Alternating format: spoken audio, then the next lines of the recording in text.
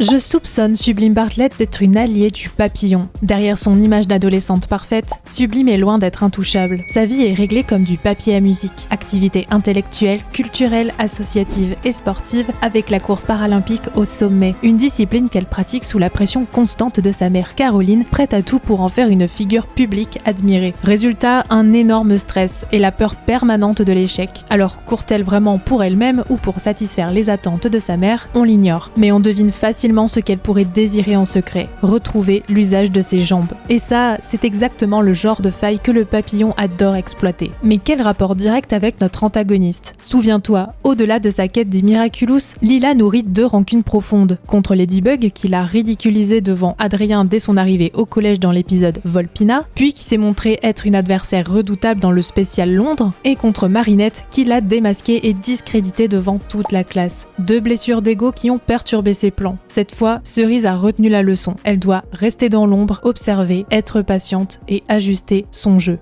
Et si justement Sublime devenait la couverture parfaite, en apparence irréprochable, talentueuse, authentique, sans intention de nuire, mais facilement manipulable. Amie proche d'Adrien, elle ouvre une porte directe vers Marinette. Et grâce à son sponsor Tomoe Tsurugi, elle devient aussi un lien stratégique vers l'une des plus fidèles alliées de Monarch. Pour rappel, Lila s'était déjà servi de Kagami pour approcher Gabriel et nuire au couple d'Adrien et Marinette. Une pierre deux coups. Mais depuis l'épisode Protection, Kagami refuse de conspirer contre Marinette. Alors pourquoi ne pas changer de pion? Sublime pourrait bien être la nouvelle pièce du puzzle, sans même qu'elle s'en rende compte. Un moyen de briser le couple Adrinette tout en gagnant la confiance et l'admiration de Tomoe. Et c'est là que ça devient glaçant. Lila s'est toujours inventé une vie parfaite, pleine de voyages, d'actions humanitaires et sportives, d'amis et d'admirateurs, mais aujourd'hui, pourquoi se contenter de mensonges quand elle peut manipuler une fille dont la vie se rapproche de cet idéal? Car Cerise le sait mieux que personne, plus une personne est aimée, plus il est facile de faire croire n'importe quoi. Et Sublime est le profil parfait. Finalement, si la plus grande force de Cerise n'était pas ses pouvoirs, mais sa capacité à manipuler ceux qu'on admire le plus, Sublime Bartlett pourrait bien être son coup de maître et non l'allié qu'on espère. Toi aussi t'avais envisagé cette suite pour ce nouveau personnage? Qu'en penses-tu? Son arrivée dans la série est intrigante, tout laisse penser qu'elle est inoffensive mais malgré tout...